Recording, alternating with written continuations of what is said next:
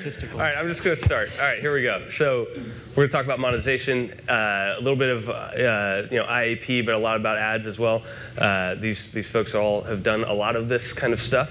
And so quickly introducing them. So Sam is with Pocket Gems and works on Episode, which you've probably heard of. Huge title.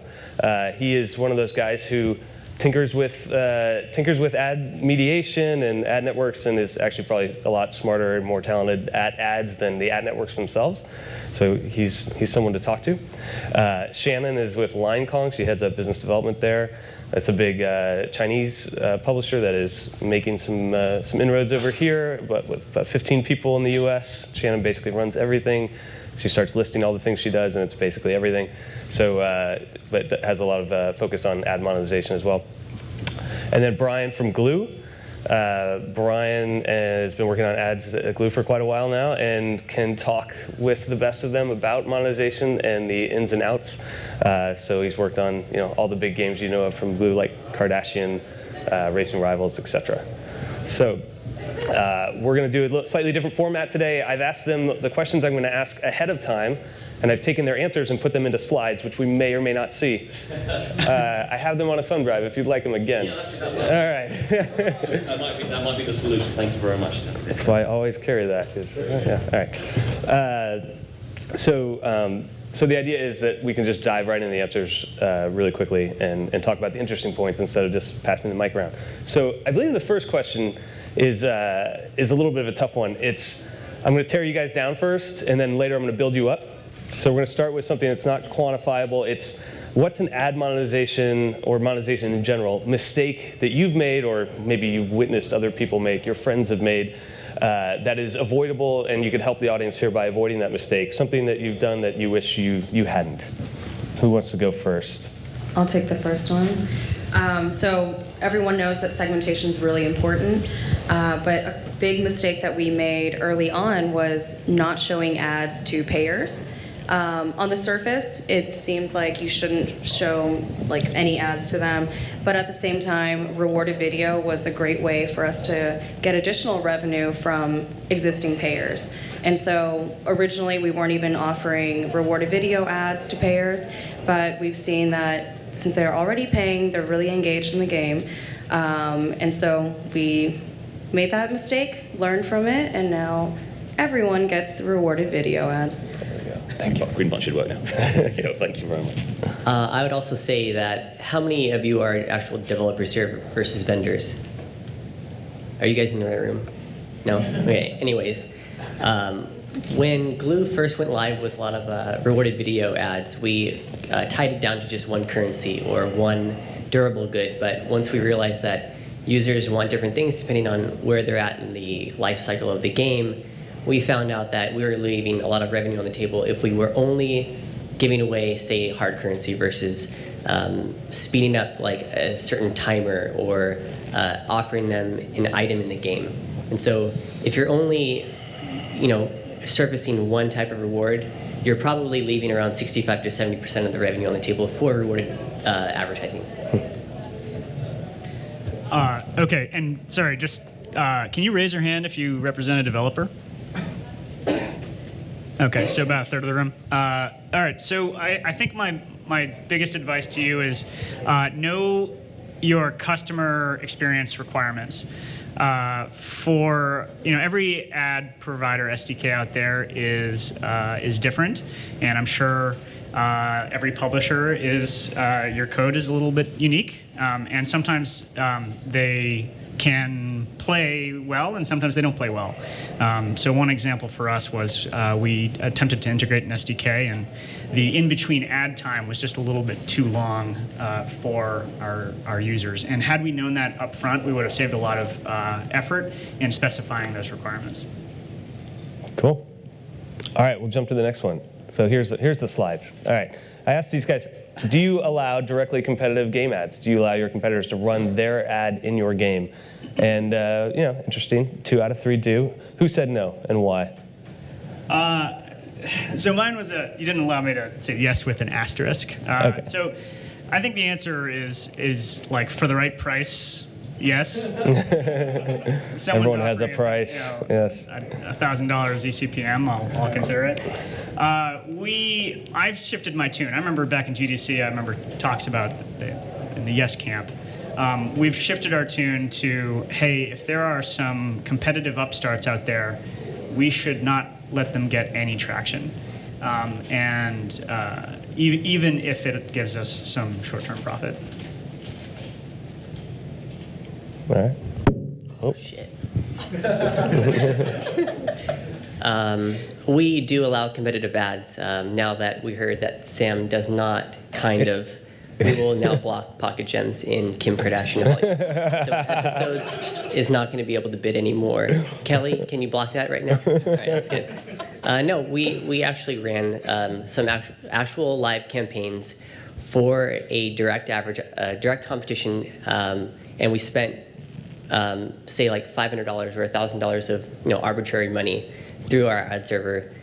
We targeted it just to a certain country, and we essentially delivered their campaign on behalf of them on our inventory. And we looked at the cohorts, and we saw that it didn't affect retention or conversion or IEP LTV, and that was super interesting to know. And I'm not saying that it's like that for every title, so don't go ahead and do that across worldwide, but start small and test it and kind of go from there. Yeah, so we actually do show ads for competitive games in certain geos. So not really in tier 1 where we're able to monetize very well, but for tier 2 and tier 3 countries, if we can make money from ads from our competitors, why not? Cool. Since I didn't plug my company at the beginning like I'm supposed to, I'll just say that HyperMX, where I work, we run all brand ads that are not competitive with these guys' titles. So if you're looking to diversify your ads a little bit, talk to me, run some brand ads. There, I'm done. I had to do that or my CEO would have killed me. All right, thanks guys. This one is a fun one. How many ad networks should you have in your game, and which ones do you like the most? Who are your favorites? Who give you the best swag? Ad Colony. Apparently Ad Colony does a great job with the hoodie. Does well. I like your shirt, by the way. A nice fiber shirt in the front row, yes. I think you should give him a shirt. Not Take that mic. By the way, I'd like to thank whoever mentioned my company in this question and saved me the embarrassment of not being able to put my logo up on this one, so thank you. Who mentioned HyperMX? I think Pocket Gems. Good job, Sam. Hey, we do a great job for them. Come on. Thank you. I actually was the one who said 5+.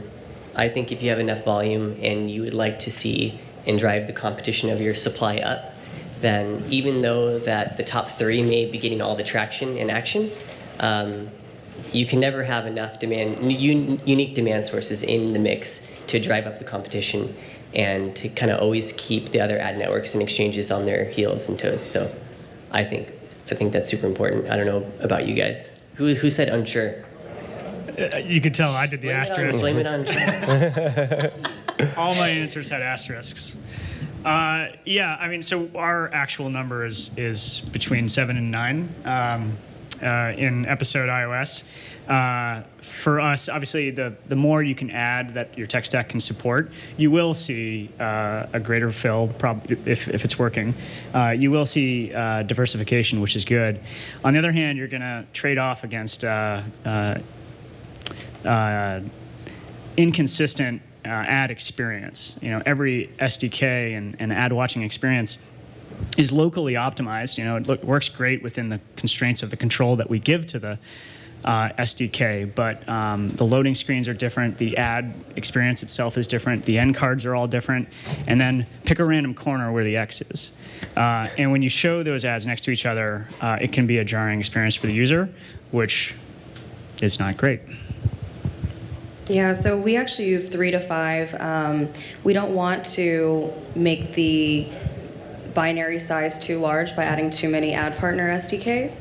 But at the same time, since we do have a wide range of different geos where our players are in, we want to make sure that there is enough fill from the different ad networks. And so usually, we have a big ad partners like like AdMob, that really helps to get us traffic in some of the tier 2, tier 3 countries. Yeah, so on that list on the right, we've got some exchanges, some traditional ad networks, and a new VR network. How's that going for whoever? Immersive? Good. Christine in the room? Christine? No, I put in Immersive just because they're a unique demand partner that we've been working with on Android, and Cool. they're kind of unique in where they kind of first started on Android versus iOS, and so I've kind of known them from the old Tapjoy days and kind of tried them out on Android, and they do have their spot in our waterfall on the titles that they're integrated with, so we're happy with them. Great. All right, next one. Let's see, what do we got? Rewarded video eCPMs in the US on iOS. 20, 25 bucks, can't say. So, Asterisk. yeah, come on. And also maybe put some ranges here if you don't mind. Like, so your best game maybe does 20 bucks. What does your worst game do? Does it do 2 or 4? How big is that spread and why?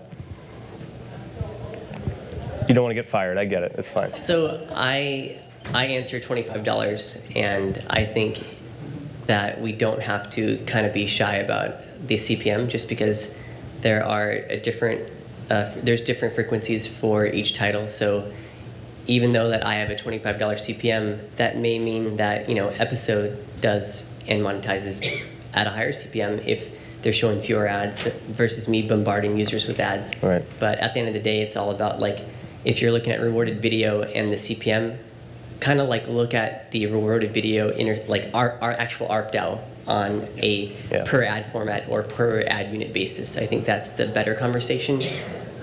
This is just, I mean, yes, we look at eCPM, but it's also almost like a vanity metric in a sense. So, yeah, next year I'll use ARPDAU for this question. That's a good point. We won't answer that. That's why. We typically do around $20 in US iOS. We don't have the big IP games like this one over here, but we are getting really good quality from our ad partners. Cool. All right. Deals with ad networks. This one, I think this is maybe an evolution in how things are working with networks. With mediation tools able to lock a network in first place. Traditionally, you do a deal for first position with whoever that network might be. More and more, we're seeing first impression deals. What's that math look like? What's the evolution there? Anything interesting from the two that said they are doing first impression deals with networks? I can take it again. So we actually do first impression and first position, depending on the format. For rewarded video, I like to do first position just because a lot of the demand sources that you see for rewarded video don't allow complete floor pricing, in where you can set up different floors at different rates in your waterfall, versus like you can do that on interstitials, and where you have multiple exchanges and networks with different price floors. So for interstitials, we do first look, and then for rewarded video, we do first position, and where they actually see the first users, and then again even after that, because they're just top of the waterfall. And are networks coming to you every day saying, hey, I want your first impression, or are they still mostly talking about position? They want position just because they want to just see they want to be exposed to all of our supply on a daily basis, but if they can't fill at a first position rate, we will sign them up for a first impression or first look, and then kind of like frequency cap that line item on a daily basis. Got it. Yeah, I guess I'm the odd duck here, saying for first position, we only have, I heard rewarded video, interstitial video. We only have interstitial video, which is non-rewarded and involuntary. Imagine a TV show before you watch an episode. So for us, we use eCPM floors, some capping on some zones, and then jockeying for first and second and third position. Cool. Yeah, and we do it based on first impression. And so it's a combination of eCPM floors and also guarantees if we don't actually get the performance from the specific ad network provider. Got it. All right. The effect of rewarded video on retention, positive, neutral, negative. Everyone said positive. Is that an intuition, or is that backed by science? No, we've tested this. as of I late. think that's why it's all positive. Even Sam usually wants to be the outlier here. Yeah, I was surprised. He's on board with this one, so we know it's safe. Are you sure it's not true? He knows. I even emailed him. I said I had an opinion on this. Yes. So, okay, rewarded video is good. We know this. Everybody's tested this. But rewarded video is only so good because non-rewarded is bad. And this is where I get on my pedestal and say, like, this is, I think, where the industry needs to improve. I've got friends who aren't into football and like still watch the Super Bowl for the ads. We're not there yet for a number of reasons, but I would love to see the day when someone plays episode to see an ad. Let us start advertising in your title, and then we can we'll see that happen. Awesome. All right. Okay, so when you guys are making a game, how do you guys situate the people, the strategy, the tactics around building the loops for in-app purchase versus surfacing ads and potentially promoting ads or ad sales? When maybe rewarded video might be worth an extra amount for a weekend or something like that. It sounds like this are pretty separate operations. You guys all happen to be ad-focused people, whereas maybe perhaps your game teams are separate and building the core loops. How does that work together even though it's separate? How do you make that work? We at Glue, we treat the teams definitely separate. We'll work with the PMs and POs on each title and work together on an ad strategy, but as far as like placements go, we'll define those by like M2, and then based on the type of reward, they know their game the best, and so we'd allow them to kind of like dictate what reward to give a user at a certain time. But as far as like frequency and recency go as to how users see ads, that's basically dictated by the ad monetization team. But we're all obviously in agreement before rolling this out into beta and worldwide launch. I would say that for a lot of Chinese companies such as Linekong, the primary focus is still around in-app purchase monetization. And so the game designers really focus on making sure that the game is balanced and that we have in-game promotions and offers to promote those in-app purchase packs. And so for the ad strategy, it really is kind of an afterthought. So we aren't really designing the game to make money primarily from ads like some other developers do. But also related to like an upcoming game that we're launching this summer, we are kind of taking a more native ad approach. And so having sponsorships for in-game tournaments where we can have arenas that are actually branded by certain physical brands or additional sponsors. So in that respect, we are kind of integrating the team between in-app purchases and ad monetization. Was it always the case at Linekong and Glue that there were separate teams? Yeah. Okay. At Pocket Gems, it was more of a function of like team size. In the old days, it was just the game PM who was in charge of monetization. And it kind of made sense because it was directly involved in the player experience and it hit the bottom line. It wasn't basically until this year that we specialized and now have a dedicated video ad PM on episode. All right, so segmentation is something you touched on at the beginning, Shannon. So do you segment users for IAP and or ad offers? Is that pretty sophisticated, or is it simple as, after 60 days, that's a non-payer, and we have Group A and Group B? Yeah, so actually for in-app purchases, we do kind of throttle the bundle packs that are offered based on whether or not they've purchased and when their last purchase was. And so I know this is kind of controversial, but if you look at like the airline industry or hotel industry, there's a lot of like forecasting and price segmentation. So for example, like hotels.com, if you are a powerhotels.com user, you will actually get different prices. And so we are applying that kind of mentality to how we market our in-app purchase bundles to players. And then for the ad offers, like as I mentioned earlier, we are showing the rewarded video ad offers to all of our players now. And for the for the payers, we aren't showing them the static interstitial or video interstitials that non-payers are seeing.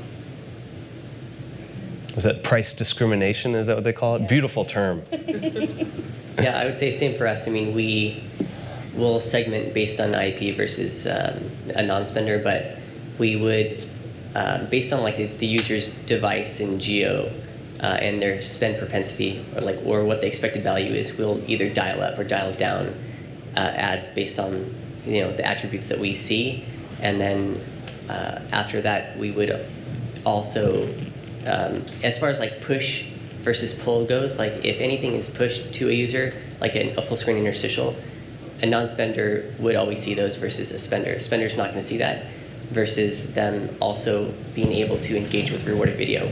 If that's obviously a pull, because that's an opt-in experience, so we would absolutely allow spenders to engage with that sort of format because it's giving something back to that user. Yeah, I agree with giving back to the users. We don't always have to use data for insidious price discrimination rules. We can also use data to improve the user experience. Episode has a central energy mechanic in the form of passes, the soft currency, and we recently figured out that, hey, like if you relax that energy requirement for elder users, they'll stick around just as much as if you didn't. And obviously they were very much in favor of that. So yeah, you can use it for good as well. Nice. All right, for messaging out to users about maybe an offer, whether that's an ad sale or an IAP bundle, are you guys using your own tech and tools for that? Do you go outside for it? Do you like your third-party tools? Anybody you'd recommend here? I forget my answer, so. I'm gonna guess it's the one that's not like the others. So depending on the studio that we have like 8 or 9 different studios that are either developing titles or have a live supported title. Some run their own, enroll their own in-house media segmentation and whatnot, and for push notifications and in-game messaging, and then a few other studios use Upsite. Yeah, so we actually use a combination similar to what Glue does. And so for our in-app purchase offers, we do that in-house. And for the push notifications, we use Delta DNA. Nice. We've historically always had in-house tools, and I think recently we started testing with Lean Plum. It's happening now. Cool. All right. Games that nail IAP and ad monetization. It's not a typo. 2 of the 3 of you said episode, and it did not include the one who works there. So, congrats, Sam. Yeah. Guys, you guys, Look at that. too much. We're making it blush. Now, Sam did not say anything about your titles. Did not recommend you guys. Yeah, I said 2. So why is episode so great at IAP and ad? Well, I said episodes is great at both. It's consistently top grossing, and it does provide a really nice flow in terms of how the video interstitials are shown in game. One of your competitors, Choices, also does a similar approach, and they've also taken essentially a very similar integration for how they get ads in the game. I'm not going to say anything nice about you anymore. Let's talk about Adventure Capitalists. Adventure Capitalists, if you guys have played it, it's like Bitcoin Billionaire, which came a little bit earlier. Ads are inherent to the game design. And as a player, I remember, looking, anticipating, not just tolerating, but anticipating the ability to watch an ad to kind of speed up my in-game progress.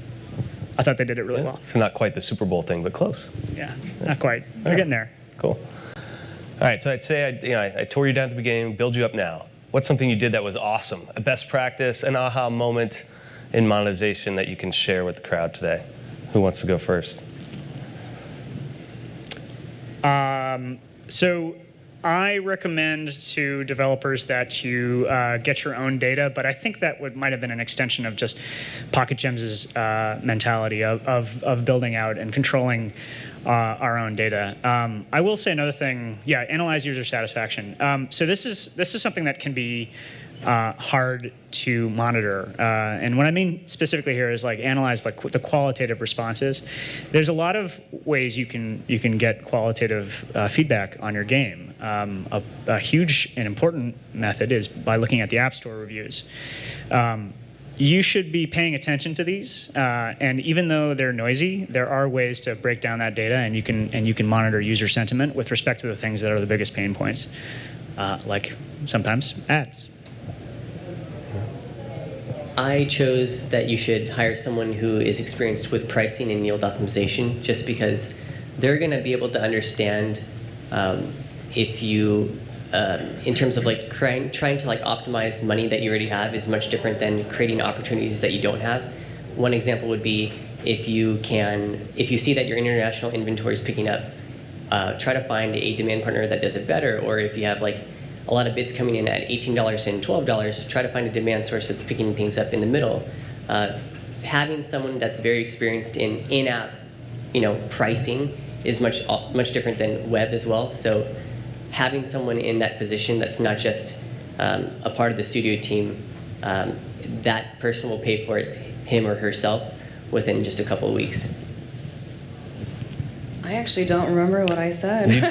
You didn't answer this question. Really? Yeah, slacker. Uh-oh. All right, we got 0 seconds. Who's got a question? One question. Anyone? That works out well because we're out of time. All right. Thank you, guys.